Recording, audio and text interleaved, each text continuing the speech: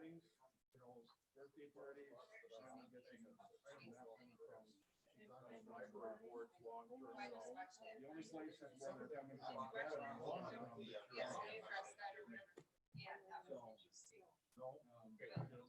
whole thing. Kirsten is like beside herself. You know, it's like, how do we have an impact as a county? Nobody's ever around long enough to get, you know, all he's gonna do is destroy these businesses. We got a micro all around that. So, I did a restaurant that's maybe a month and a half ago. I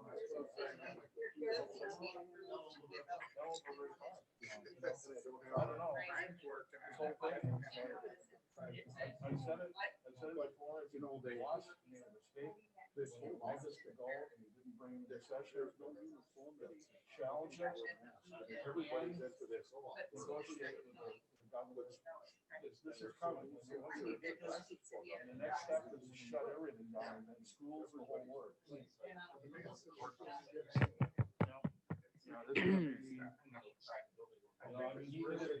see your political purposes. This is really people that are at risk. That have challenge, good challenges rather than not good challenges, but Actually, it's an option. it's where they said. Okay. Now it's on. There's like four. I'm the chairman. Oh, you are the chairman. Yeah. All right, Yeah. now it's on. Anyhow, Sorry. I am what I want to be today. Alrighty, we'll call the meeting of the Structure Advisory Committee for Washington County to order. Affidavit of posting. This agenda was posted in the office of the county clerk on the first day of October 2020. Notice was sent to the West Bend Daily News, Express News, WIBD, WMBZ Radio, WTKM Radio, My Community Now, the Hartford Times Press, Kewaskum Statesman, Milwaukee Journal Sentinel. Individuals. Oh, we don't need to read that, but anyway, rise with me for the Pledge of Allegiance. I pledge allegiance to the flag of the United States of America and to the republic for which it stands, one nation under God, indivisible, with liberty and justice for all.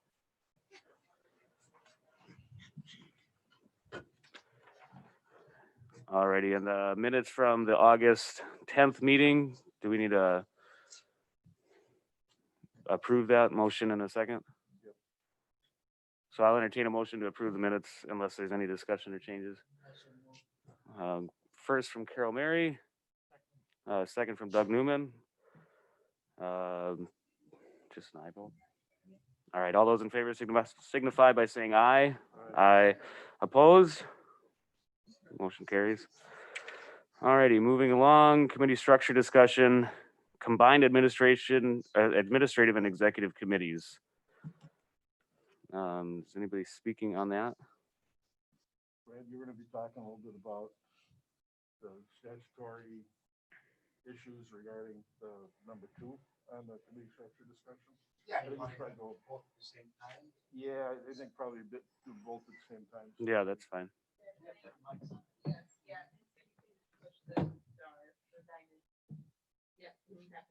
Okay. All right. So I know there's been some talk about combining committees, and as is evidenced obviously by the agenda today, and the thought was perhaps to take a look at combining administrative and executive committees, and or perhaps Human Services Committee and the Public Safety Committee. And whatever you decide to do is fine. Statutorily, there are no prohibitions into combining committees. You have that authority to have the structure any way you like. When I talked to Don about it earlier this week, though, one of the things that I wanted you to consider as you discuss this particular option is that these committees, as you all well know, have functions that go beyond simply approving or considering resolutions involving the business of the various departments or ordinance changes, things like that. Some of these committees, for example, serve other purposes. For example, the Human Services Committee also sits as the Human Services Board, and they work on developing the budget for Human Services Department. A member also may serve on the ADRC board, for example. When it comes to Public Safety Committee, they also serve as the Emergency Management Committee for the county. They also serve as the Sheriff's Committee, hearing grievances and so on. Now, these two committees in particular, Human Services and Public Safety, they don't meet maybe as often or as frequently as some of the other committees do. And I think that's why there was some thought that maybe these two could be combined, because they don't meet necessarily every month all the time. And that's true. But there are functions and purposes these committees serve that could theoretically become important, and that this could be a very substantial committee at some point. You'd be looking at combining these departments, for example. These are the liaison committees for the following departments: ADRC, Health Department, Samaritan, Veteran Services, Human Services Department, ADRC, again, Committee on Aging, the Board of Health, Nutrition Advisory Council, Veteran Services Commission, again, the Human Services Board, Sheriff's Department, Medical Examiner, Emergency Management, Clerk of Courts, District Attorney, the Local Emergency Planning Committee, and the Radio Committee and the Sheriff's Grievance Committee. That would all be now one committee if you combine these two. So there's a lot there. So again, you can do it if you want, but I wanted, from my perspective, to come down, because knowing the code as well as I do, to tell you, if you do that, this is what that means. Now, if you choose to do that, that's fine, but I wanted you to go in with your eyes open, knowing that that's a pretty substantial workload there. And so that's what I wanted to tell. Now, regarding administrative and executive committees, less so. You don't have those same kinds of statutory responsibilities, such as being the Human Services Board or the Sheriff's Grievance Committee and so on. So much less to worry about with administrative and executive committees, if you would consider that. How you'd structure those things, I'm not sure. I guess that's what you'd have to decide, because obviously executive committee is made up of all the committee chairs. Administrative is not. So you have to just kind of decide what that new committee would look like. Maybe it's just called administrative committee, or just called executive, or something like that. But I'm here to assist you. I have the code with me to walk through things if you want to talk about certain aspects and operations of the various committees, and to answer questions as I can. But I at least wanted to start off by telling you, in theory, it sounds like, oh, okay, there's not a whole lot. It makes sense. They don't meet all the time, but there are a lot of functions and a lot of oversight these committees actually do have. We've had radio meetings, for example, that have gone hours just talking about the radio system. Thrilling meetings. But it's those kinds of things. You could be sitting here all afternoon. So.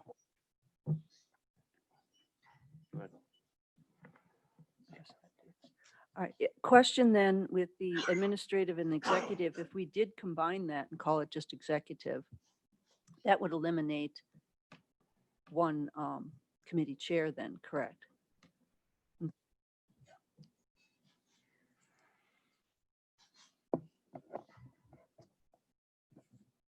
Does anybody else have any discussion or questions? Okay. So I guess I would like to know what are the pros for doing this? And what are the cons? Has anybody really looked at this, or was this just put on the agenda for discussion purposes? I haven't heard any pros yet. So looking at how we structure going forward with 21 supervisors, having the 4 standing committees, if you want to keep 5 people per committee, 4 on human services, that's the way the numbers work.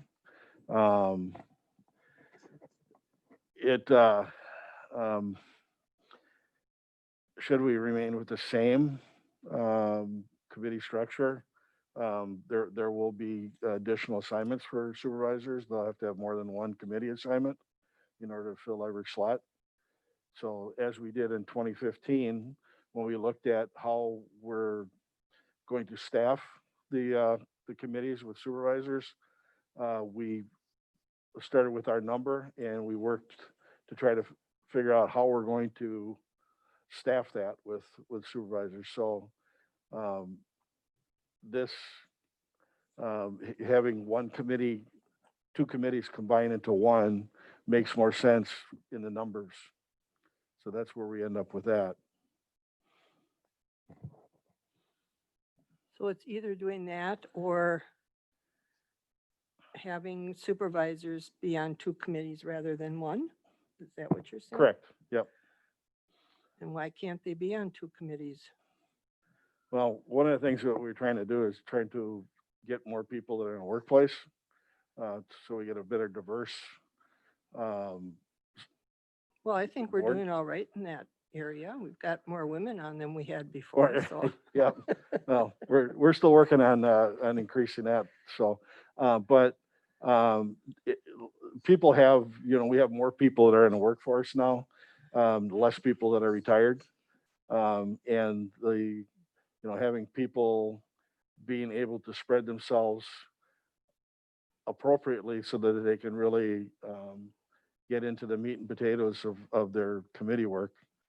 That's thought that one committee per person, per supervisor, keeps everyone working at as efficient as they can. And then what do you do with all the other committee assignments that you have outside of the standing committees? Yeah, I mean, I'm on 9 other committees. you're on 9 other committees? 9, you have me on 9 other Oh. committees. Well, you're one of the retirees on the board too. Yeah, So so you need and- retirees yeah, on the and board. I'm a retiree too, so I'm able to go to all committee meetings, and I've got probably more actual committee assignments than you do. So Well, I'm sure you should have. You're the So- chair. yeah. I need to breathe.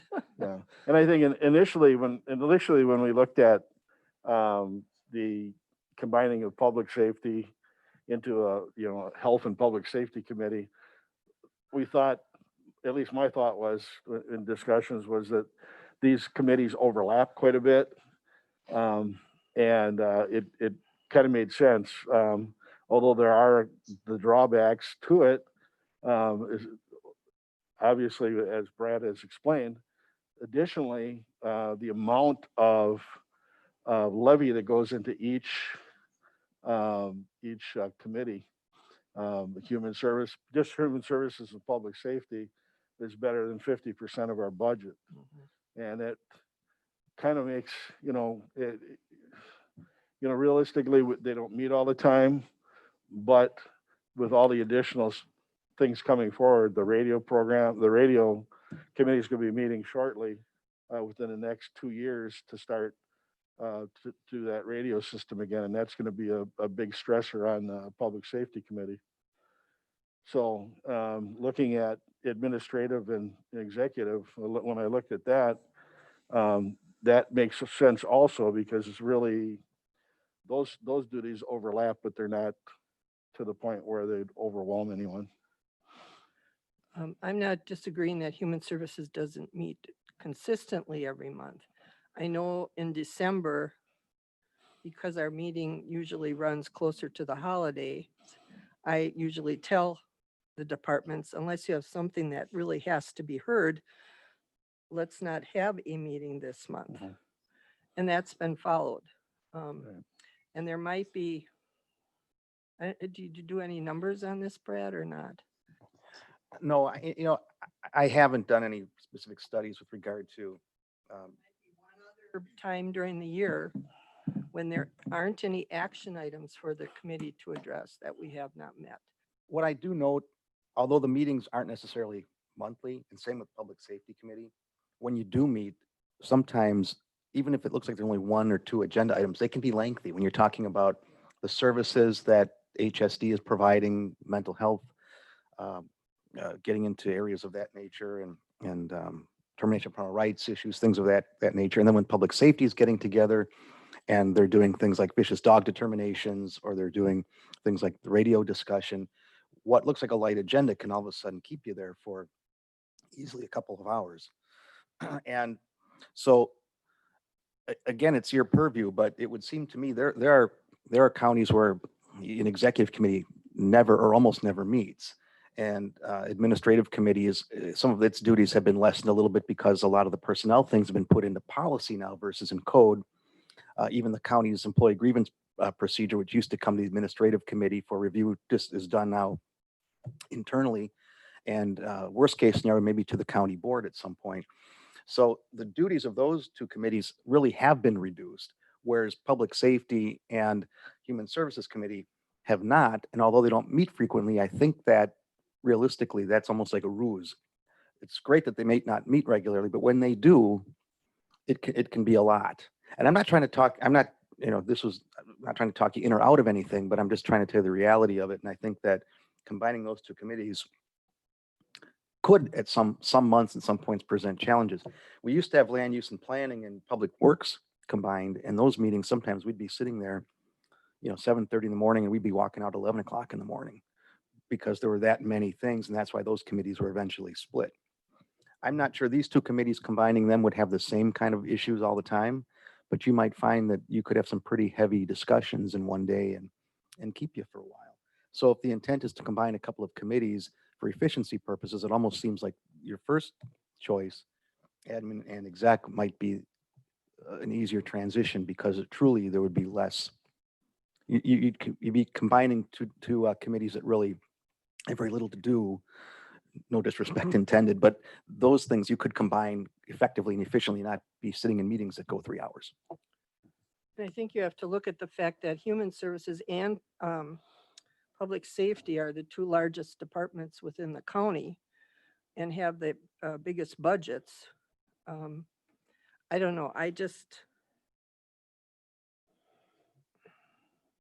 number two, I haven't heard anything that really convinces me that they should be joined. Yeah, I guess we're not looking to combine both administrative and executive and public safety and human services. Those are two of the consolidations that we've discussed. One of the other things too with human services we haven't even talked about is Samaritan, which is going to take quite a bit of Yes, it is. work coming forward too. So, like Brad says, a lot of executive committees on other county boards don't meet regularly; they meet as needed. And rolling into the administrative committee into executive really, gives them a little bit more to do, but should still be feasible and still should be a reasonable workload for the supervisors. I guess from my perspective, that one seems that that's a possibility. Mhm. As long as it's well thought out. That's what we're here as for. to- Yeah, well, I don't think that fast, so I need time sometimes to Right. digest all of this. So. Yeah, I'm hoping that our discussions here, we're not going to take, I'm not stepping on the chairman's toes, we're not going to be taking any action on these items. But I think if we come to a general consensus on the things that we're discussing, that gives the rest of the board another kick at the can, so to speak, for the next time we meet, so that we can actually put these to a vote. So we can get other input from the supervisors that aren't here. We have got a few of them that are, so, and I'm sure we're going to have some input from them too. So doing the numbers, let's see, I don't have my sheet where I did my numbers. If executive would be combined with administrative, that would leave you with land and planning with 5 supervisors, public works with 5 supervisors, human services with 4. And what's it? Oh, sorry, I'm missing one.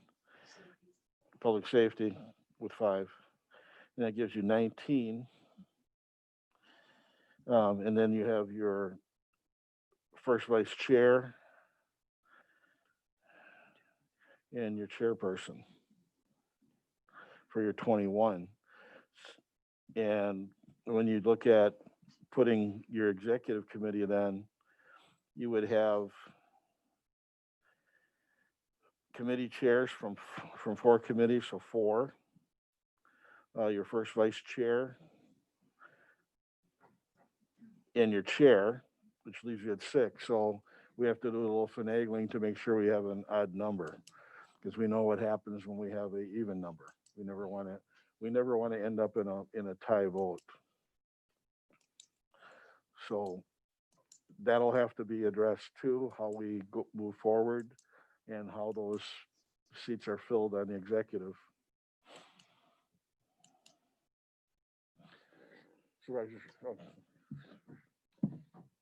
Would there be a thought to putting the Jeff, second vice chair you need- on the same? Just a quick question. What if you put the second vice chair also on executive? Yeah, you could do a vote for second vice chair, which would be outside of the committee chairs.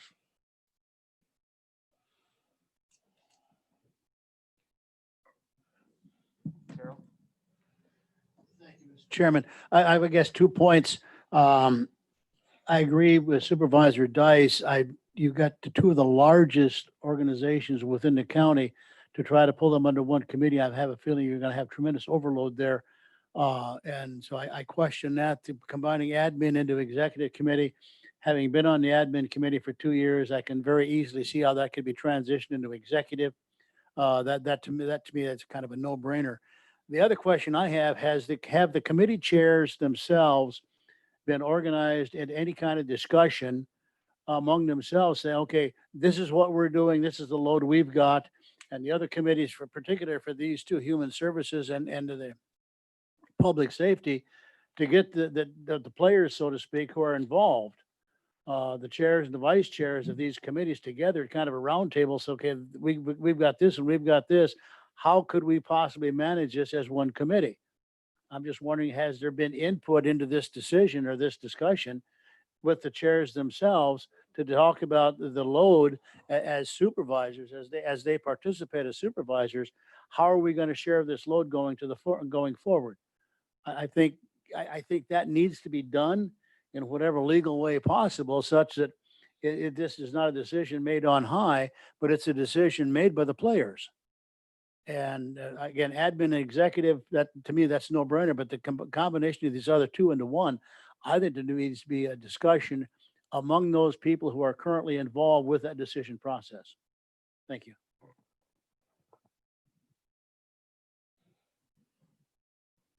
Doug? Thank you. I don't know who can answer this question, but if this would change, what is the timeline for this? Is that at the next election when the board is reduced? Be the next session, so it would start 22. Thank you. Yeah, I would agree that combining executive and administrative would be good, but I think that combining the public safety and health committees, that has to be looked at a little bit more, or thought about a little bit more. Yeah. Is there any more discussion on that? Mr. Chairman, if I may add something also procedurally on that point. When you think about combining committees and where that makes sense, when you look at administrative committee, they actually have given up certain responsibilities, as I indicated before, for example, personnel things, and so on. So some of those duties have been reduced. So you can see why maybe combining that with exec might make sense. Executive committee doesn't necessarily have a weighty agenda. The only liaison departments that they oversee is administration and my office, the county attorney and child support.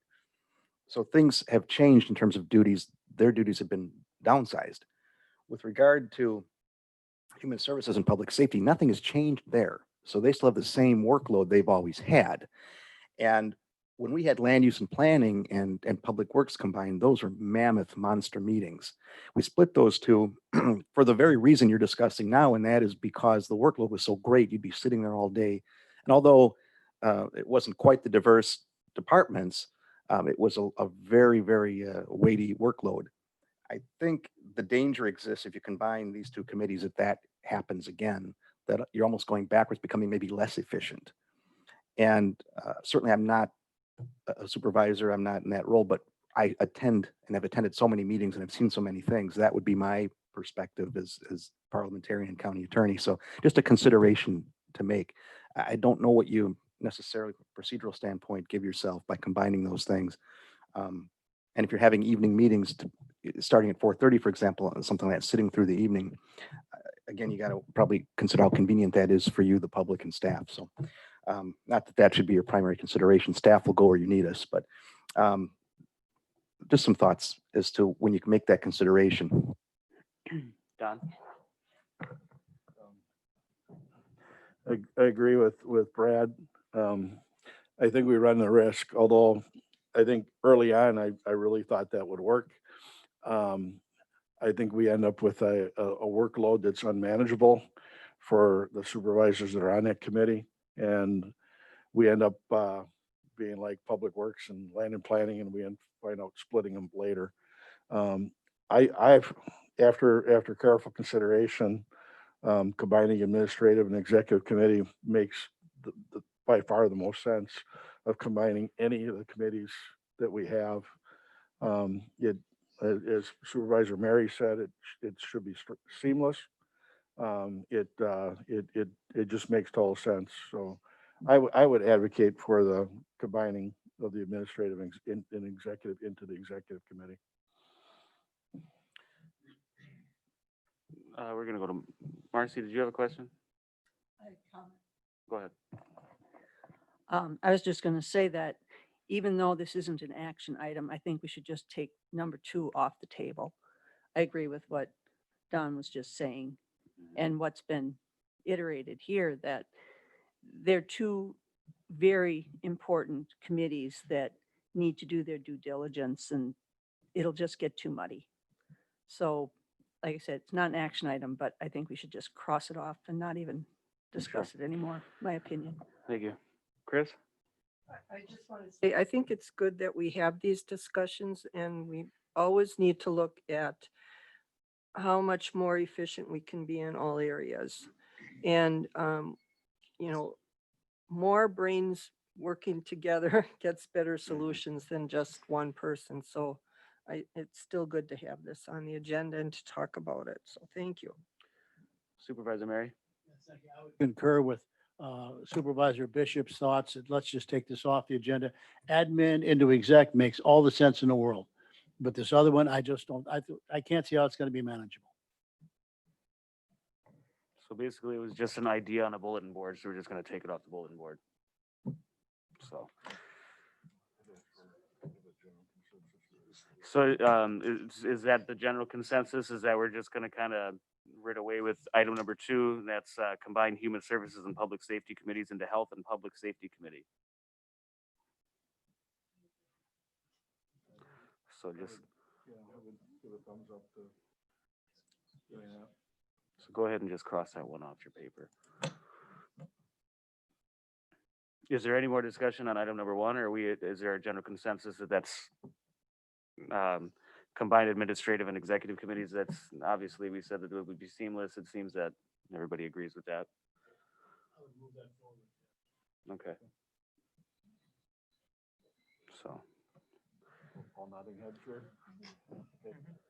We're not doing an action item on that? No, that's Okay, actually yeah. good. All right, so if it's okay with everybody, unless anybody has any other comments, we'll move to number 5, salary and per diem discussion. Reduce salary of the county board chair. I'll accept no, I'm just kidding. But if anybody wants to have any discussion on that. I think we should make the county board chairman pay us for the privilege. Yeah. Pay us for the privilege. There you go. Well, Don? I'm sorry. Already got a reduction too. I just found out it's gonna be on the county board. It's not 21,000 here, it's 20,400. So I've made my arrears payments back, so. But the thought was that with the county executive, my workload is starting to calm down now. You know, I'm not putting in 45, 50 hours a week. I'm probably only about 30, 35. So it's gonna go a little bit lower than that. So my thought was to have the supervisor salary or the chairman's salary at 15,000. So I think that's commensurate with the responsibilities to that office.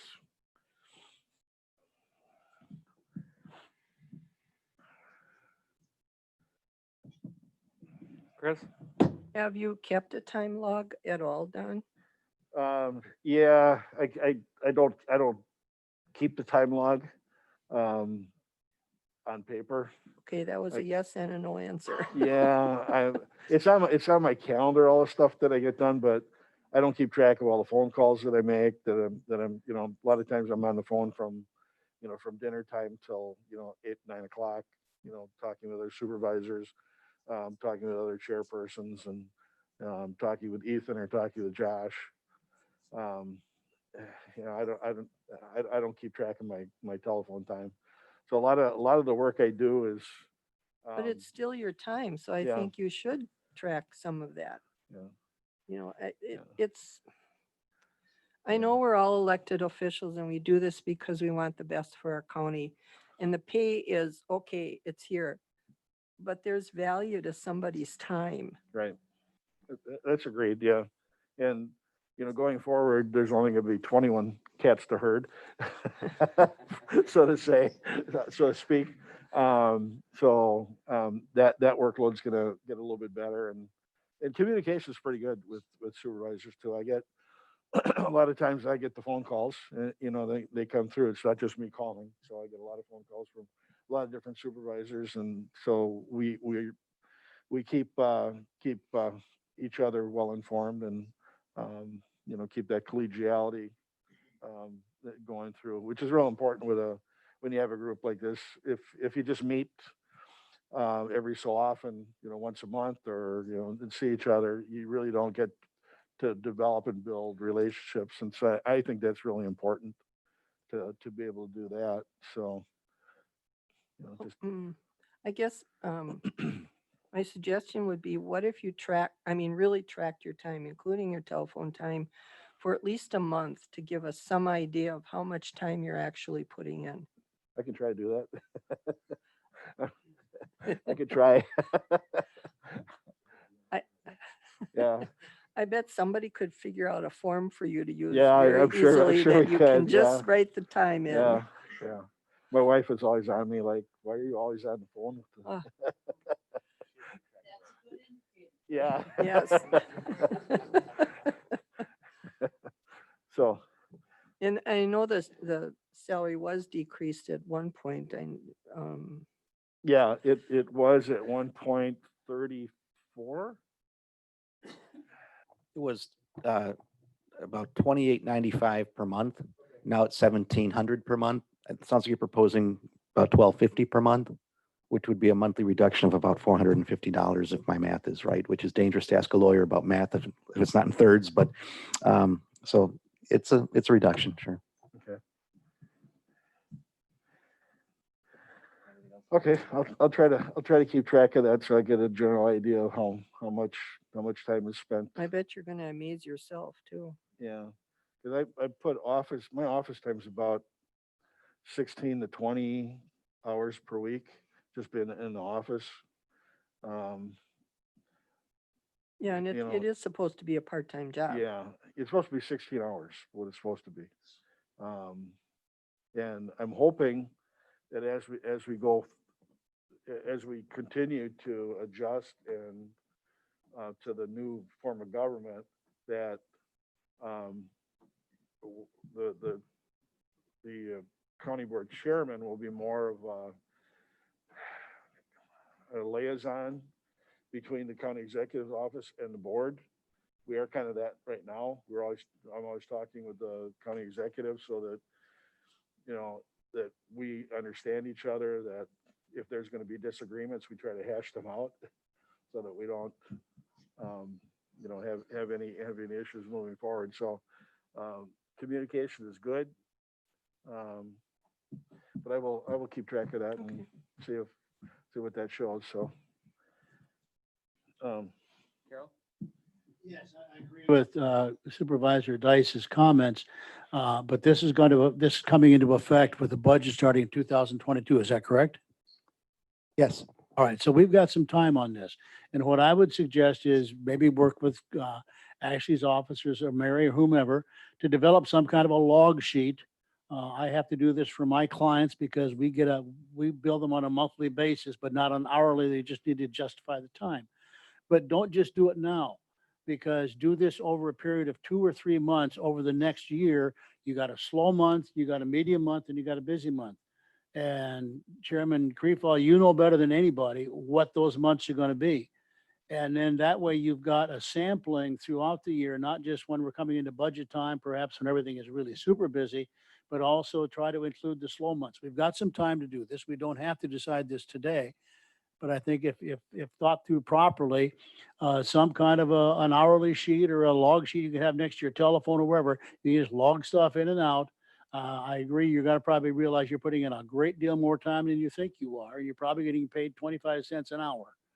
But 23, all right, all right. But I would suggest you do this over a period of time. And again, hit a high, a low, and a medium month. So then you can say this is kind of an average over this period of time. And then you can, at that point in time, make the decision. Just my thoughts, sir. Thank you.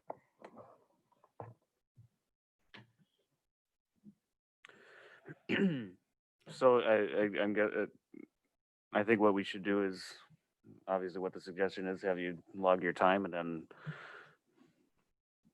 see if it matches up with reducing the salary. I mean, I'm for it because, I mean, obviously, like you said, you're not, you were the face of the county, and now we have Josh for that, or an executive for that anyway. So, less events and stuff like that, I think, but Definitely. so, Less speaking engagements, which is Yeah. fine with me. okay. So yeah, I'd like to see your time log too, just out of curiosity.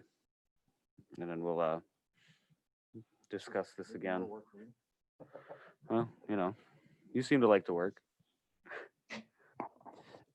For Chairman Creefall, if you want to come see me about that after this meeting, I can talk to you about an electronic spreadsheet and how we use them in the county attorney's office. It might be of use to you. Okay, good, thanks. Joe? Yeah, just, I mean, you're talking about your time too, but if the role of the chairman is going to change or reduce because of the county executive, I think that would be good to know too. If obviously you're spending less time, but if the things that you have to do are less because of the executive, it would be good to know that for us to say, your salary should be lowered because you're not doing this and you're not doing this. So I guess the role of what you're doing, if that's less, that makes sense. Done. Yeah, with county exec now, proclamations come through his office. Most of the personal appearances, I'm more of a in the background guy when I do appear. I don't typically speak. I did speak at Maryland's retirement, and a couple other ones I do. But I don't have to prepare for that anymore. Other events, Josh is doing that. So the stuff out in the community is pretty much the full purview of the county executive now. And that used to be the county board chair out front with all that. And like I said, it's good. He's got a much better face for the county than my face. So that works for me. I'm here to support. I'm here to support the county board. I'm here to make sure that everyone's informed, and to direct everybody to, if there's questions, who to talk to, so that we all can come to consensus and agreements, and that try to limit the fighting on the floor. There's going to be some no matter what, but so that's what I do. And most of my time now is just spent my time out of the office. I'm talking with you guys, or going to events where you guys are, so that I can work that collegiality, so that we have a relationship. So I mean, to me, that's one of the most important functions of the county board chair, to not just sit up there and do edicts and stuff, but have everybody, we can all discuss things and do the best job we can for the citizens. So, but yeah, I've noticed a marked decrease, and especially events that I have to be outside, away from the home. So, thanks.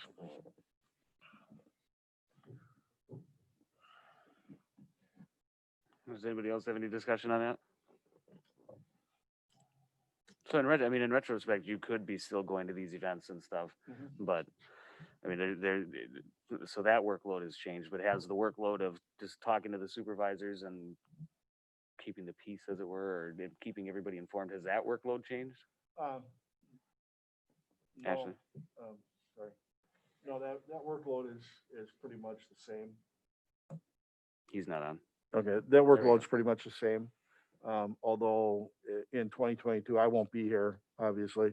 But 21, that will considerably lessen the workload. I don't know, when I talk to you guys, 15, 20, sometimes a half an hour, sometimes Chris, sometimes an hour. You know, and, you know, it's just, you know, I mean, it's gonna be lessened with 21, obviously, because you don't have 26 people to call, you know, when things are happening and, okay, I want this on your radar, so you guys are, you know, this is coming, all of a sudden, you know, we're, a lot of things are going on. So there's a lot of times I have to, you know, let people know that this is happening. And sometimes when I call everybody, it's, oop, we changed, changed gears, I had to call all back. Set up So- an automated call system. Huh? We should set up an automated call system. Yeah. For you. You have a message. So, yeah, So yeah, I'd like, and I think everybody agrees that we'd like to see a time log Yep. of what you do. Sure. If nobody disagrees, moving on to item number 2, increase the salary of the county board supervisors. Obviously with less supervisors, there's more population of constituents that we'll have. So in theory, or in reality, we'll have more people to talk to, more work to do. So that, I think that's the idea there. Mhm. Don, if you want to speak to that. sure. I just did some figuring. This is rough. I'm not a mathematician by any stretch of my imagination, but county board salaries right now run at 71,600 for 26, along with the chairperson. If you reduce to 21, that's 138,600. That's savings of 33,000. If we do end up dropping the salary to 15 for the county board chair, that's another 5,000. So there's about $38,000 in savings by doing that.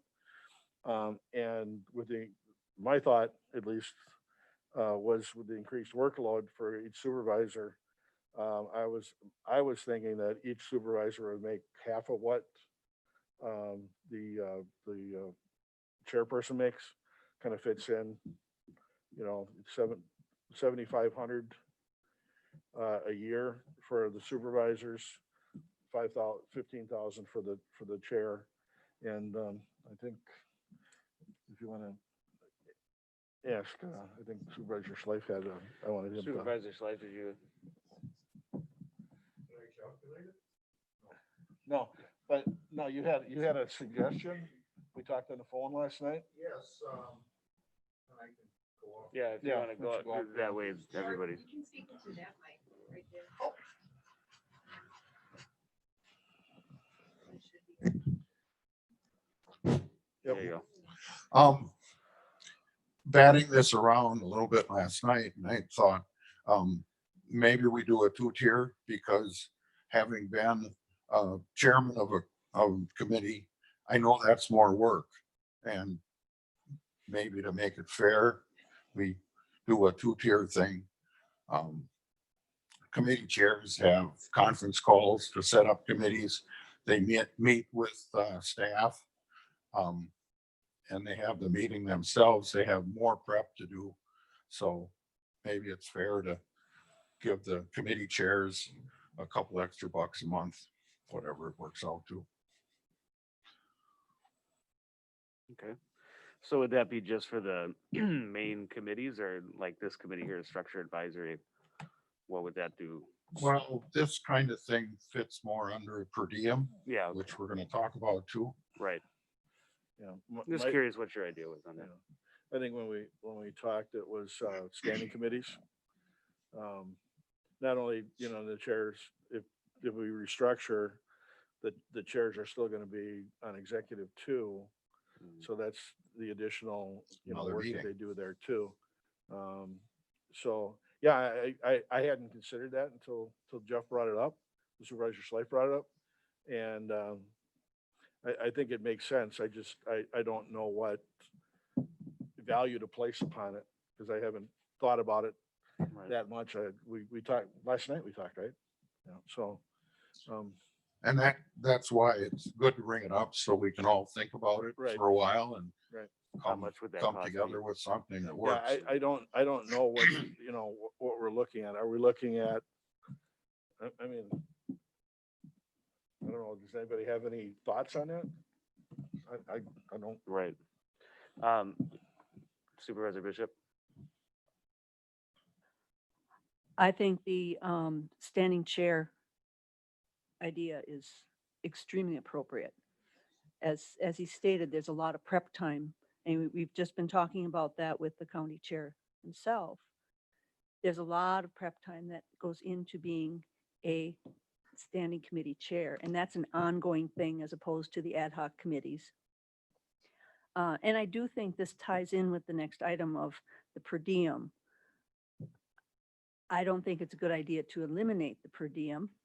I think increasing the pay, however you do it, for your committee chairs is extremely appropriate. I don't necessarily think that the board supervisors themselves need a bump up. And maybe we're saving money by doing all this shuffling that can go back into other programs. We don't have to spread it around us. No. Oh, no, Go ahead. I think Joe's next. Or yeah, Joe, go, I'm sorry. Yeah, I just was gonna echo what she said. I would support, committee chair. Obviously, like you'd said, your duties are less, the pay is a little bit less. It just makes sense. I think, committee chair, while I've never been a committee chair, I can appreciate what they have to do to, just to take care of things, and to give them a little bit extra, I think would just be a little, I don't know. I agree with that. I think it would be nice to see that. The committee chairs, recognition, good way to put it. Supervisor Button, does he need that mic? Okay, go ahead. Okay, so when I ran for reelection in 2018, it was a contested election. And two of my campaign promises to the people in my district were that I was going to support trying to reduce or eliminate per diems. And we did reduce per diems in 2018. I would support eliminating them. I also ran on the premise that we should reduce county board supervisor pay overall. Now, I can see the logic of standing committee chairs or all of executive committee having a higher pay because there's a higher commitment level there. But I would not support raising county board supervisor pay. And so if that item was a standalone thing, I would be a no vote on that. So, thank you. Thank you. Supervisor Schleif? I would parrot that. I think as supervisors, we're paid appropriate, but I think it dovetails with the per diem. If you take away the per diem, then maybe you should pay a little bit more. The problem is evening things out, because people that work for a living don't have time to be on all these other committees, outside committees. And a thought I had on that too is, if people get a per diem, they're more inclined to stick with things. We want to have an effect on other counties. We want to lead. When we're on these other committees, if you're there for a period of time, there's continuity. And sometimes I'm the secretary of the railroad consortium, and we gain through having that continuity. So that's another thing in favor of maybe keeping the per diem and not raising the county board salary. I think Don had a point that he wanted to bring up. Ashley? looking at the financial statement expenses, budget for per diems, $4,000. Ashley, does that include all mileage? Per diem is that mileage or is that separate item? I have to look at the budget specifically. Okay, because I think that's just for the meetings, correct? I would assume it's separate. Pardon? I would assume it's separate. Okay, Mileage and per diem. I'm sorry, It- Don, 4,000. But in the county code, mileage and reimbursement are called out separately from per diem. Per diem is strictly a $20 per meeting payment that supervisors get if they attend more than 30 meetings in a session. So, so that is separate. yeah, the idea was the cost savings from the per diem would be rolled into the cost savings from the reduction of salary for the chairperson and the reduction in salary with less supervisors, along with the expected, greater workload with fewer supervisors. For accounting purposes, per diems they're a strain on our already overstrained clerk's office. For them to keep track of it, my thought was you roll that into just an increase in salary, which covers that a little bit more than 4,000 total. But it does give each supervisor that, I don't know what you would call it, so they get that bump, that little bit of bump in pay to cover what they would lose in their per diem. So people that are already going to a lot of different committee meetings, they still realize that same amount of reimbursement for what they've been doing. So although everyone else kind of rolls along in their coattails, even those that aren't on any other committees. So, so I understand where you're coming from, and I understand, trying to make it as equitable as possible. What we're trying to do. Thank you. Chris, go ahead. Okay. Does anyone have the date how long the supervisor's pay has been in effect? When was the last time this raise was given that we have right now?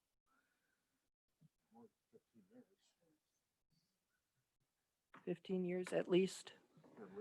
Okay. I think that's a point that needs to be made to the whole board when and if this discussion comes up. As far as eliminating the per diem, it's $20 a meeting after you've been to 30 meetings. And there are very few of us that reach that point. But as I said earlier, I'm on 9 other committees. Now, not all of them meet every month, but it seems to me that time has a value to it. And for $20 for me to drive to a meeting in, I forgot the, well, Monarch meets at all the different libraries all over. So there's always mileage there. And there's, no, I can't think of the name of the city, but I have to drive there. Pardon me? No, it's out of the county. It's the Marsh Country Health Alliance Committee in Juneau. So there's things like that your time should have some value. And for $20 for those that are retired, have the time to do this, are willing to do it, to me seems minimal, but at least it recognizes that you're giving of your time. And if I look at this financial statement for 2019, does that mean the whole amount that was expended was $1,400 for the per diem for that year? I'd have to take a look, but that sounds right. It's not that wrong. But that's like a drop in the bucket compared to this county's budget. To recognize somebody's time. So I don't know. I think that, that per diem should stay where it is. That's all I have. Thank you. Doug?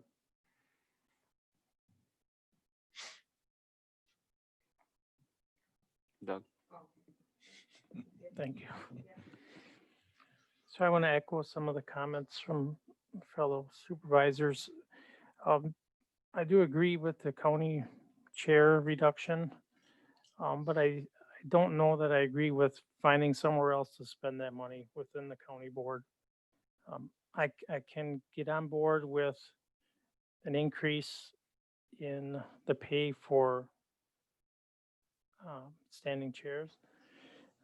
But as far as giving the supervisors in general an increase, I don't know if I could support that at this time. As I learn more, I may change my mind. And after listening to Supervisor Dice, I do believe I could support the per diem to continue for those that do stand on many more committees. I do have a little concern that she's on 9 committees, but I mean, Some days, so do I. I mean, maybe that's something that's got to be looked at a little bit further, but maybe to even out the workload a little bit would be helpful. I'm just gonna bring up one point real quick. We haven't officially gotten to the per diem discussion yet. So if we could just kind of back this train up a little bit and try to come up with an idea of how much an appropriate increase for the standing committee chairmans would be, that'd be great. So if there's any discussion on it, Carol, you have a discussion on that? I would suggest you keep Hang on, just go ahead.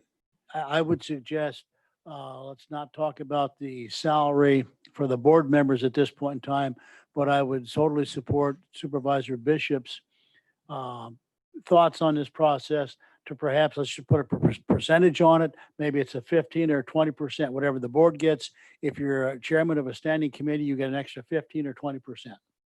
Just set a percentage rate. That way you don't have to figure out, well, is it going to be whatever the dollars are, just go on a percentage rate. And I would support that totally. Okay.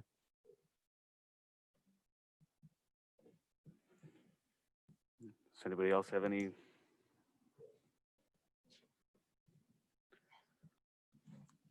I don't mind that idea either, and I'd figure, you know, the way we look at it, like an extra 50 or $100 for standing chair committees or committee chairs, but that's obviously something to look into. I kind of like that idea of the percentage. Trying to figure out what that would be though. As far as the board salary goes, my opinion on it is I don't know. I mean, this is the second job for me, but then again, I also see that, I mean, we do get paid kind of good for what we do. So I think that we should wait on that until we actually start getting more of a workload and see if there's more of a workload and if there's more, you know, if there's a need for an increase in the salary on that for the board. I mean, it can be, depending on, you can put as much or as little time into this as you want. I mean, this being on this board, I love it, but I mean, it does interrupt my job too. So, but, Joe? Yeah, it would be, conversation on this is good, but it would be helpful to see the numbers, see how it would affect. It would be easier for me to make a decision. While the other have talked about supervisor's salary, and I think what I get for what I do is just fine. To be able to see, and I like Supervisor Mary's idea of a percentage, but it would be helpful for us to make a decision to see the numbers, to see how it would affect. So I don't know if that can be put together without too much trouble, to be able to see see the numbers. I don't know. It would be easier for me to make a decision if I could see that. Don? Exactly. Yeah. Don? Ashley, can you, Mike? Just rough figuring on a 6,600 a year, what it amounts to, 550 a month. So if you put a 20% bump on standing chairs, that brings you to 7920 per year. If you want to round that down to 7,900, or you want to go wherever you want to go with that, 15%. I don't have a calculator. Maybe Carol can do it. I'm doing it by hand. What is it, 15% bump from 66? bump would be $990. So So you're talking 75 to 100. 7,500 a year.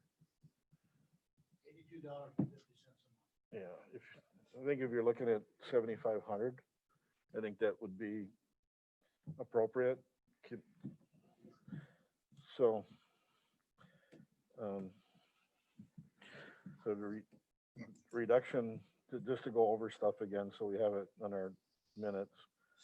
Reduced salary of the county board chair, and I should put together a time log. I could probably actually go back on my cell phone and see how much time I actually have over the last couple months, and then just go based on my calendar. We're not advocating for the increasing the salary of county board supervisors, and we're not advocating to eliminate per diem. Fine. Seems to be the Supervisor Bossert. Along with putting together the numbers, can we get a list of every supervisor and what committees they're on? So we can see that distribution and what that looks like? Yeah, it should, clerk's office has it, we can just send it out. All the extra committees, Yeah, all are the, all of those done? I think they're done now. I think the whole snafu was, I made all the appointments in May and put together the spreadsheet. And we found out as we went along that changing to county executive form of government, a lot of those appointments, I didn't have the authority to make those. We've just kind of been doing the same thing we've been doing for the last 30 years. And Don did the same thing. So, yeah. So I got my sheet. I called everybody and found out who wanted to do what and put down the list. And it's kind of been on hold until we get this all figured out. Brad was the one who actually found that out. So you want to blame anybody, it's Brad's fault. But no, it's my fault for, I mean, we were just, you do things the way you've been doing it, and and it's like, Forget whoops, about stuff. whoops. So that should be coming out soon. Once we get completely, I think Josh has got a couple of appointments that he's made the inquiries and made the asks, but he hasn't got I'll do it yet. So once we get that list will go out. I think certain individuals have to reapply for appointments. as Yeah. well. Yeah, so it'll be relatively the same as when I talk to everybody, but there might be a couple of changes. So some of them have to be citizen appointments rather than supervisor appointments, so. Okay. And some of them that Josh is just gonna go like, okay, we'll just go ahead with this until the next term. When that list goes out, can we make sure standing committees are on there as well? So that we get the fullest picture? Yeah. That would That's be the on whole there. works, yeah, Yeah. the whole shebang. Supervisor Carroll. Yeah, I agree with both of the Chairman Creepall's comments, but I would strongly suggest let's wait till the dust settles. Obviously, it still hasn't all settled. And let's not rush into this. You don't have to do the last couple months. Let's wait and go into next spring when we've had a full year of this under our belt, and then you'll have settled into a routine, or the role of the chairman will have settled into a routine. And as we suggested before, a high, a low, and a medium kind of thing over a period of 2 or 3 months. Once things have settled in, we don't have to rush into this. This is not going to go into effect another 18 months or so. So let's just take our time, and if Attorney Stern has got some templates that can be used for logging time and so on, I mean, they're readily available for any industry. But just don't do it right now. Let everything get settled into place so you're into a routine that stays the same month after month after month. And then we can then you can get a real solid idea on time required to run the job. Thank you, sir. Okay, so just going over it, reduce the salary of the county board chair. We're asking Don to log his time to see if that's or to see how we would do that, or if we would do that. Increase the salary of the county board supervisors. And I'm guessing there's a disagreement on that.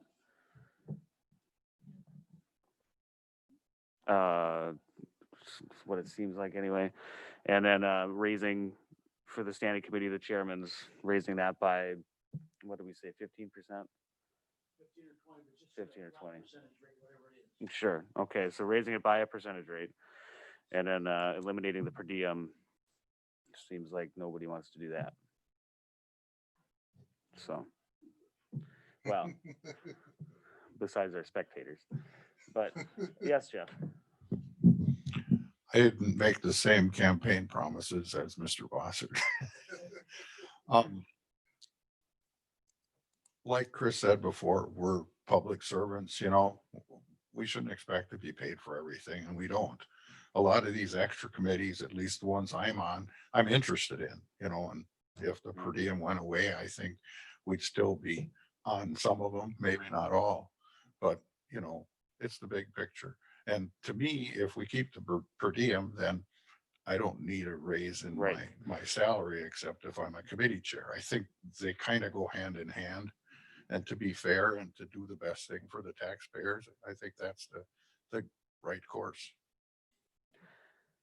I agree. I think, if we were to get a raise, I think the per diem could go away. But It balances. yeah, just like you said.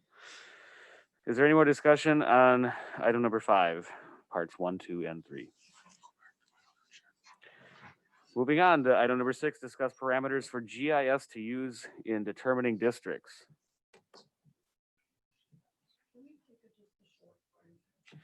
The question is to take a short break, so we'll recess for 5 minutes.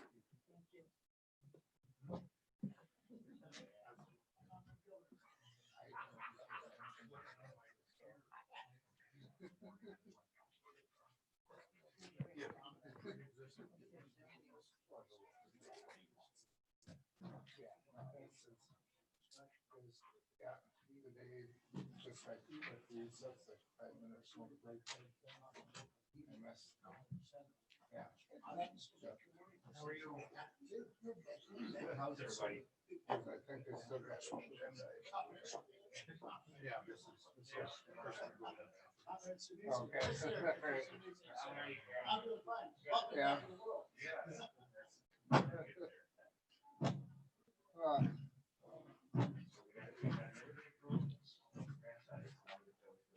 Good for you. Good for you. Good for you. We went to a very good hurricane.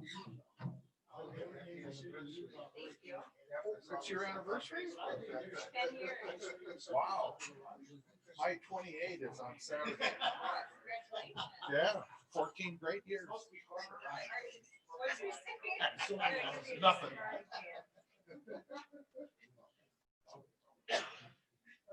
You're doing well? Yeah.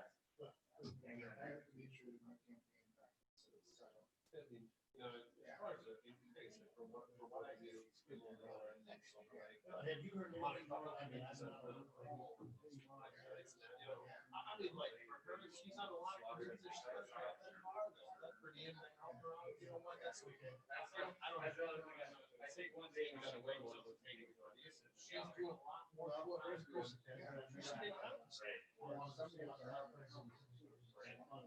Yeah. That's kind of how I'm doing too. I went to the last meeting and they good riddance. Yeah. Comrade Chairman, we need to get together, Roberts.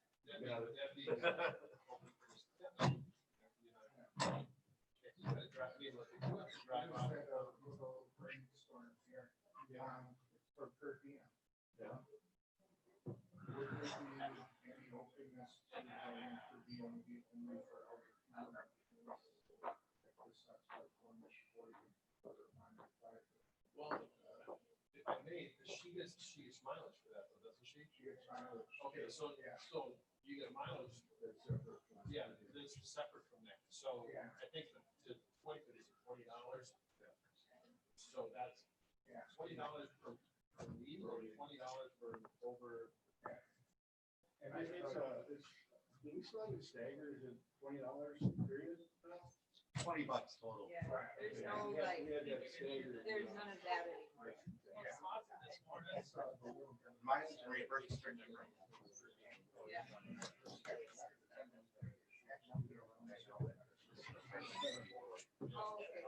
Oh, okay. On the tax deed? Okay. It's bright colored. Yeah.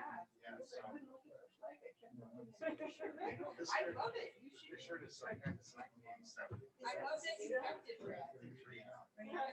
Well, it looks like brand new, because I've never allowed to wear it. What? I'm gonna buy it for a year. Brad, that's good. Back in seven. I'm surprised your kids haven't. My daughter wore it. Okay, I was gonna say, because that's like totally on trend right now, everything from the 80s in the 90s is coming back. All right, thank you. I'll follow And up. then let me know what language we should attach to the posting. Yeah. Okay, thank you.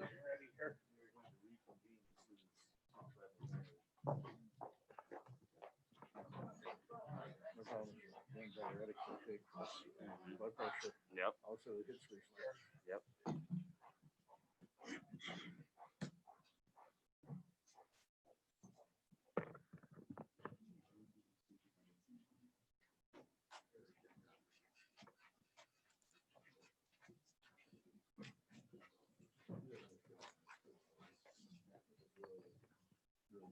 Mhm.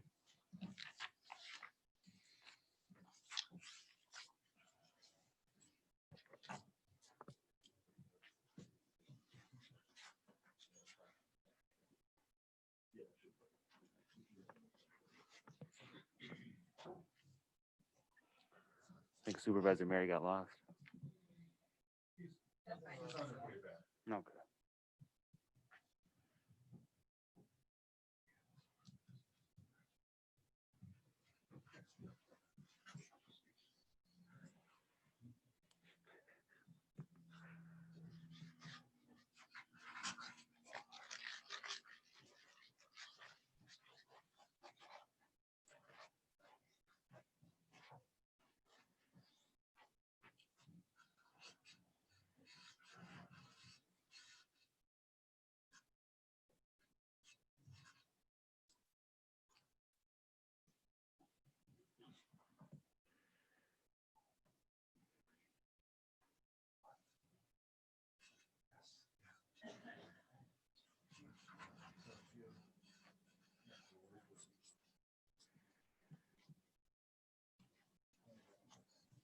Welcome back.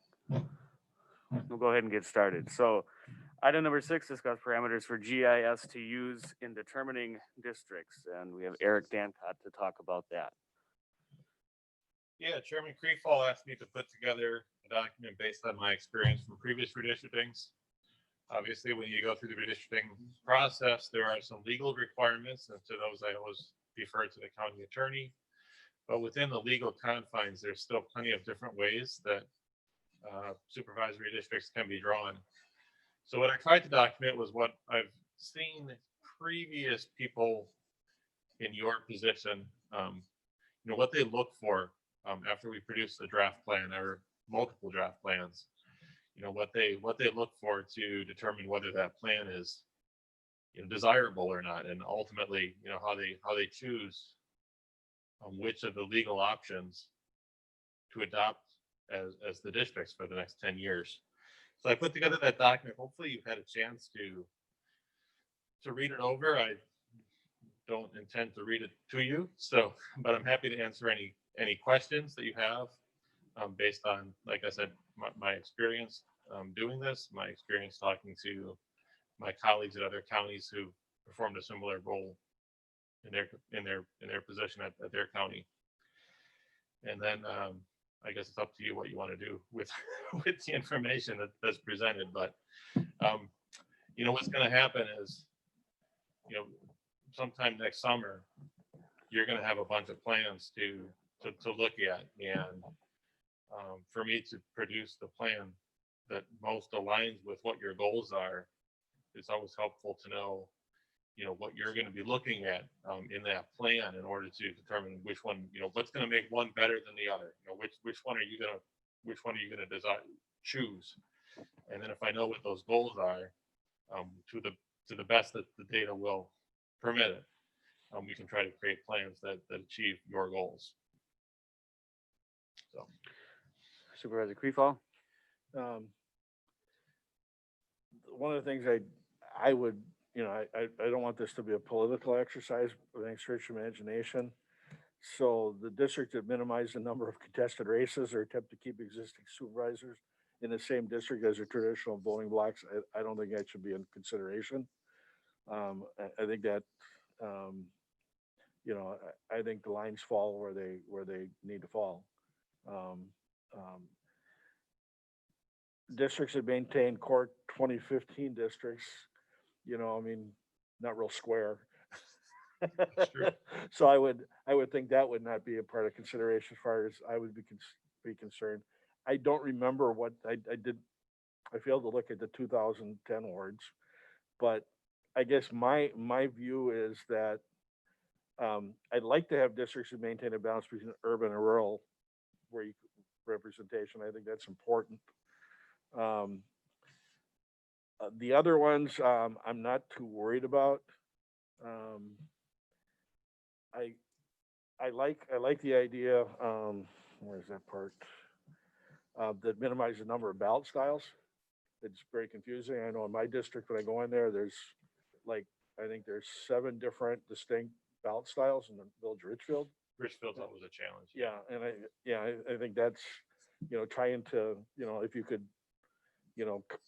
compact those blocks, those voting blocks into maintaining the municipality boundaries as much as you can in school districts.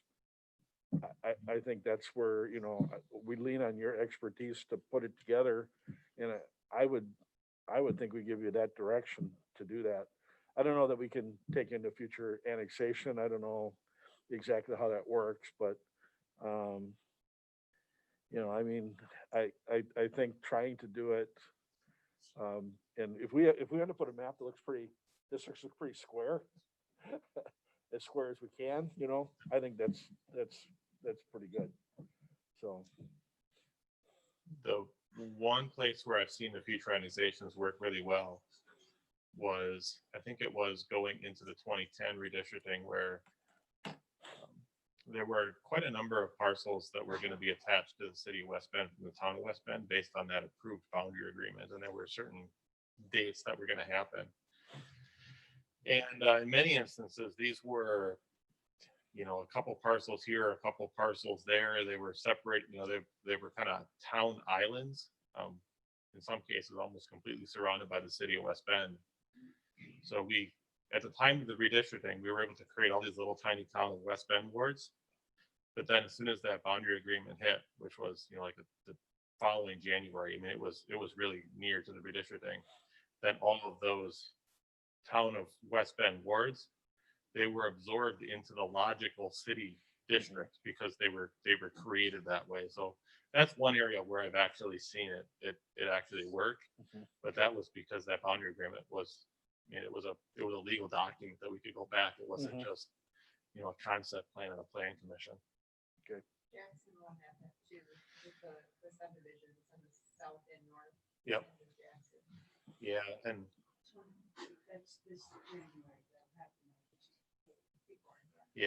what's nice about that is that even if the census blocks don't exactly follow the territory that's being annexed, because that annexation has been approved, when we do our redistricting effort, we'll be able to split those blocks. And then we just need to determine with the help of the village and the town, determine how to split the population between the part that's being left in the town and the part that's being attached to the village. So yeah, it's definitely something we can do. Supervisor Bossert? Okay, one of the things I've heard about redistricting is there's a lot of fear in the rural communities that this will end up producing an underrepresentation for them. I think the rural communities in our county are about a third of our population. Does that sound about right to you? In rough numbers, that is correct. Yeah, so I would hope that about a third of our supervisors would still represent predominantly rural communities. I'm in the city of West Bend, and I was thinking about West Bend and what that might look like, and I'm guessing it would either have 4 or 5 supervisors. And I could see a logic because West Bend has 8 aldermanic districts, for West Bend having 4 supervisors and specifically having it paired up so that 2 aldermanic districts made 1 supervisory district for the county and having them like overlap perfectly. I don't know to what extent that's possible, and you've looked at the numbers. Is it more likely West Bend would have 4, or is it more likely they'd have 5? You know, so I'd like to hear your thoughts on that. Yeah, in the rough numbers that I presented last time I was before this committee, I think West Bend was just under 5 supervisors based on current population estimates and assuming a 21 district plan. So I completely understand the sentiment where boy, that would be nice to have those nested in the same way that assembly districts are nested into state senate districts. But I am not optimistic that the numbers are going to work in your favor in that particular case. Also presented at the last time I was here, where we run into challenges with creating that 1/3 rural split is you have instances like the village of Newburgh, which has, I don't know, 1,000 or 1,200 people, somewhere in that neighborhood. We have no choice but to put that in a district that includes the town of Trenton. Like, we can't take those village people and put them with other village people because the districts have to be continuous. And we see the same thing with the village of Kewaskum, where the village of Kewaskum is going to have to be put in with the town of Kewaskum and quite possibly the town of Barton too. So you get this district that's split, and we don't know who the voters are going to vote into that district. You could make that district 70% town, and they could still vote for somebody from the village, and vice versa. You know, that Kewaskum is an interesting district in that most of my time at the county, Dan Stoffel represented that area. He lived in the town, but that district was predominantly village for probably the entire time he represented it. So we can do our best. But the voters are going to vote in who they're going to vote in. And it may be that they live in the village or not, but I trust the voters that even if they live in the village, if the town people vote for them, they're still voting for somebody who will represent their interest. Yeah, I think the concern was, or the fear was, that we would set up lots of districts that were 60% city and village and 40% rural, and no districts that would be 70 or 80% rural. I think that's the fear that a lot of people who live in the rural communities have. And I'm hoping that that's not going to come to fruition. Yeah, so I think we have good examples of that. So if you look at the 2000 plan, the 2000 plan, as Supervisor Krief alluded to before, there was effort made to not have contested races in 2002. Consequently, there were a lot of districts. We'll use City of West Bend as an example. There were lots of districts that were split between the City of West Bend and its neighboring communities, the town of West Bend, the town of Trenton, town of Barton. And if my memory is right, what happened in that scenario was, at the time we did redistricting in 2011, there were actually 3 county board members who lived in the town of West Bend. Because all of those districts, there were some districts that were City of West Bend districts, but then quite a number of them that were split part city, part town. And the voters elected people who didn't live in the city. quality of candidate, you know? And so then in 2011, the direction that I had was follow municipal boundaries as close as possible. So all of these districts that were split between the town and the city, they were made strictly city districts and strictly town districts.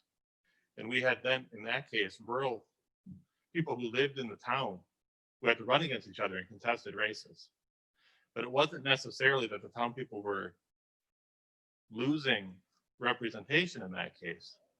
It was just that there were different goals for those plans that were created. In 2010, it was let's look where people live, or 2000, it was let's look where people live. In 2010, it was we don't want to cross municipal boundaries. I mean, there were consequences to those decisions. Supervisor Mary? I'm just, we don't have official census numbers yet, but do we not have some kind of a vision of what's happened within the county in the last 10 years? What's the population going to be? Is it going to be 145,000, 150, 140? Do we not have at least a rough idea about where we are with population? Yeah, if you look back at the meeting minutes from the last time that I was here, I don't know exactly when that was. I presented a graph that showed Right. based on current population estimates and 21 district plan, how many supervisors in theory a municipality should get. So if I'm remembering correctly, it's about 138,000 is what we're estimating the population for the county is going to be. But that Okay. growth doesn't happen evenly. Certain areas grow much faster than others. So we know at a municipal level where we don't know exactly is down to the census block level. That's the information that the Census Bureau is currently compiling and should be available to us early next year. Supervisor Bishop? Thank you, Mr. Chairman. When we look at the parameters we're going to put on you, I think we need to be careful about trying to protect people. This isn't about what we have now. What we're going to put together for districts is going to be into the future. And, you know, my seat may not exist anymore. And that's just how it is. We're downsizing the board. Our districts are only as good as the candidates who step up to run for these seats. So no matter how we jerry-rig the borders, if you don't have somebody step up, it doesn't matter. So we have to do these districts for the future. And I may be out of a job in 2 years, but we can't do this to protect who's here. We got to look past that. It just makes his job harder. I would agree. I think the idea of district boundaries based on contested races is not a good idea. Matter of fact, I like contested races. It makes sure everybody's doing their job and is supported by their constituents. So, thank you. So what is the direction that we want him to take? I mean, I have that fun district of District 10, which is Kewaskum. So I get the village and the town, and I actually appreciate that because I'm not, you know, I guess the word is diversity, because I'm not doing just for the village or just for the town. So I have that, I mean, and that's in certain areas like Hartford. I mean, I think it'd be helpful over there in some of the decisions that were being made for a reference of, okay, having experience in both the city and the town. So, I mean, that's what I like about having what I have in my district, but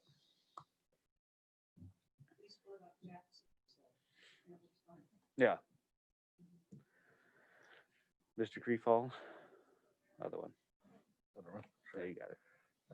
Different than up there. So I want to make your job as easy as possible. Politics out of it. Keep the wards. I want to, you know, as well as we can to to make the voting easier for people. So they're not confused and, I don't know where I'm supposed to go and, maintain, maintain municipal boundaries where you can and school districts. I mean, that's what I think we should be doing. So, and I think one of the things important for our work here is that we're giving GIS, we're giving Eric and his crew the direction. We're not going to meet again. We're just discussing this now. So this will be available to every supervisor. So if they have questions or they have concerns, they can bring that up before we actually vote on giving this, this direction to him. But I want it to be, I don't want it to be where you come up with, you're going to do 3 maps, correct? 3. Whatever I'm directed Yeah. to do. If you do 3 different maps, I think. In 2015, there were 3 maps. Yeah. In part because it was a much different process doing Right. interim redistricting where we couldn't go down to the census block level. But there were 20 plus maps that were created in 2011 or 2011. Because a committee just like this, we'd bring some maps and it would say, boy, I really like this part of this map, but I really like this part of some other map. And then go back to the office and we would try to incorporate the best of those 2 pieces into new maps. And, sometimes I would create some and Mike Vanderson and my colleague would create some as well. And depending on where you start, you come up with a different result. So if you want 3 maps, we'll produce 3 maps. But what I've seen in the past is that, you bring 3 maps and somebody will, and there's not one that's a clear winner. There's parts of each that people like. And it'll be up to you at that point, whether you want to go back and try to reconfigure things or whether you say, yeah, it's got to be thumbs up, thumbs down on one of these 3. Yeah, I know in 2015 when we did that, came with three options. The first option, and it went to executive at that time, and executive looked at it, and the first option would have put a little sliver of where I lived into Marilyn Mertens district. I was like, okay, I'm not going to be on the board anymore. And one of the other supervisors who had a contested race, he said, I don't like this one at all. Let's do number 2. And I go, okay, whatever one you guys want to do, which put me basically back in the same borders that my district was before. I don't know about, is it undue work for you to put all those together and keep going back and forth? And, we got 26 people that, we have this committee, we'll make a recommendation. Or I don't know if it's going to come to this committee or go to executive. I don't know exactly where it's going to go. But I want to make it so it's simple, so it's non-political, and, there are some choices. Mhm. I don't know about 20 choices, because I don't know if you give them that many choices, if we ever come up with one before we vote in April 2022. So thank you. Supervisor Mary? Yeah, I think I agree totally with what's been said here. Let's keep it logical. Let's keep it very logical and practical, and take the politics out of it. I'm from Germantown. I'm right in the middle of my district, so to speak, geographically. But to go to Supervisor Schleif's house, I have to drive from my district and cross the street into his to go to his house. Literally, I mean, he's right on the border. He looks across into my district. I mean, and it sounds silly, but that's the way the lines were drawn. I think most importantly, we want to keep it logical and make, let's use some common sense. Maybe that's antithesis of using politics. But either way, take the politics out of it. Let the boundaries fall where they are. And as you said earlier, if you can't keep them square, let's try to avoid gerrymandering as much as we can, because people look at it and say, okay, who are we trying to satisfy here? And I don't think we want to have that happen in Washington County. We want to have it very logical, very common sense, and non-political. Thank you, sir. Yeah, when you give me the direction of following municipalities as much as possible, it kind of sets the direction for the plan. Because in that case, the first thing that we'll do is we'll compare the population for the ideal district and the population of each municipality and try to figure out where those numbers exactly line up. And we talked about the Kewaskum district before. In that case, it wasn't one municipality, but it was two adjacent municipalities. So it's like, well, it just makes sense to have this nice rectangle that encompasses both village and Slinger, or village and town of Kewaskum, because that makes sense. And the same thing, it's not exactly square, but if you look at, Wayne and Barton, they touch each other. Together, their population was exactly what you needed to make a district. So you kind of make choices like that. So you create some really nice looking districts, and then you kind of figure out the rest around the starting point. Supervisor Dice? Eric, were there any of these negotiable items listed on here? Were you given any of those parameters to follow in the last redistricting? I would say in the last redistricting, and when I say last redistricting, I'm not counting 2015. So there was sentiment in 2011 that I recall that supervisors, it was important to them to attend the town board meeting or the village council or the city council meetings for the municipalities that they represented. So they didn't really want to be representing 5 or 6 different municipalities. They wanted to have a manageable workload so that they could get more in tune with the local elected officials. So that I do recall for sure getting some feedback on that. And I also remember last time it was stated very clearly early on that that we also didn't want, all of these districts that were split town, rural, urban. So to follow those municipal boundaries as closely as possible. Those were the two that I think were the strongest. Okay. And then I just wanted to say I agree totally with Supervisor Mary's comments, with one exception. Just keep my district just the same as it is. No promises. Thank you. Any other discussion?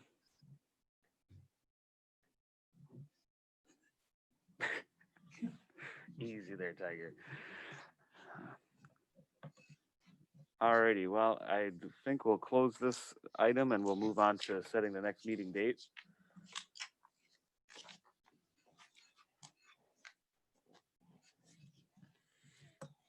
Any ideas?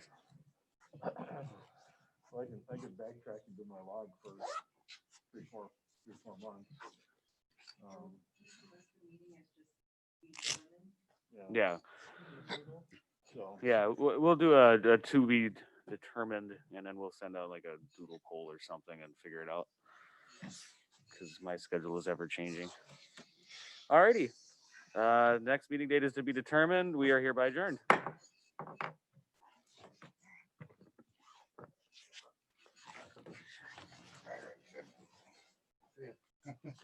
Good one.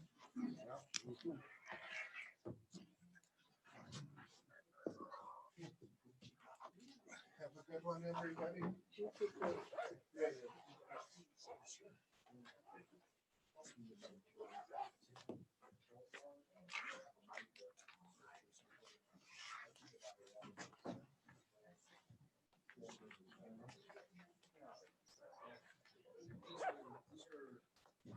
was gonna jump in if the discussion went on and on more about committees, because, I was.